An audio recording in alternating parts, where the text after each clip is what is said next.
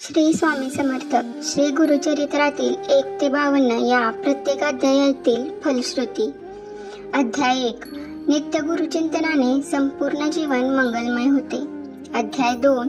कलिबाधा व सर्व रोगबाधा नाहीशा होतात. अध्याय 3. गुरुकोपाचे शमन होते व व्रताची पूर्तता होते.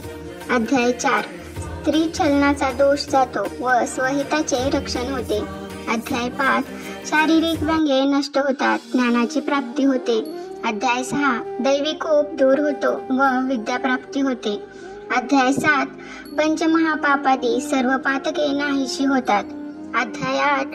बुद्धिमांद्य नाहीसे होतात, विवाह कार्य सुलभ होते. अध्याय 9. सर्व शुभकामना गुरुकृपेने पूर्ण होतात. अध्याय 10. नवस फळाला येतात, चोरीचा आळ दूर होतो. अध्याय 11.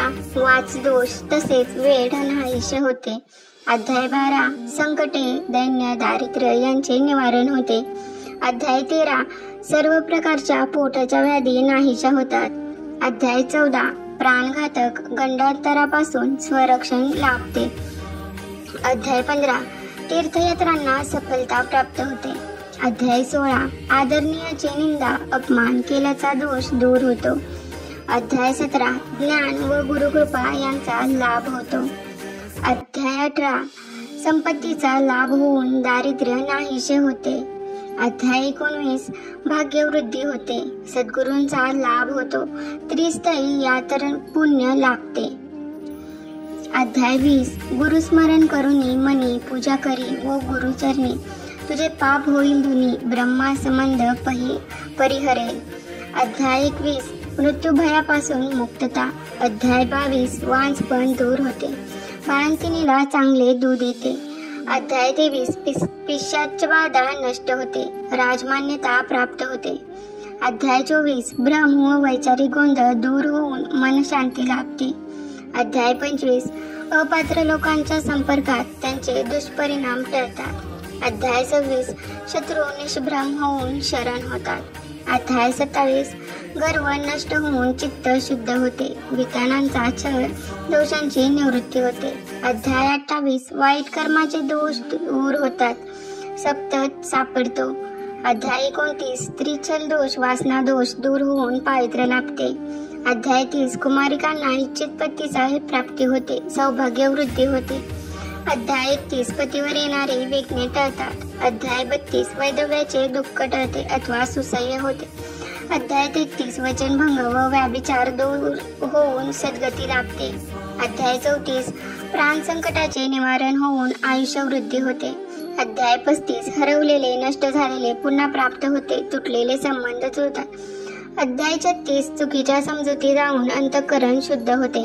अध्याय 37. मूढ बुद्धी नष्ट होऊन योग्य ज्ञान व ब्रह्मा प्राप्ती होते.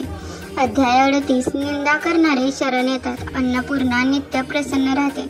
अध्याय 39. सद्गुरूची प्राप्ती होऊन योग्य मार्ग सापडतो. अध्याय 40. कुष्ठरोग नाहीसा होऊन शरीर निकोप होते. अध्याय 41. सद्गुरूंची प्राप्ती होऊन योग्य मार्ग सापडतो. अध्याय 42. विद्या व फलाची प्राप्ती होऊन कर्तबगारीला यश येते. अध्याय 43. गर्व व क्रोध नाहीसा होऊन ऐश्वर्याची प्राप्ती होते. अध्याय 44. मनातील भ्रम दूर होऊन योग्य मार्ग लाभतो.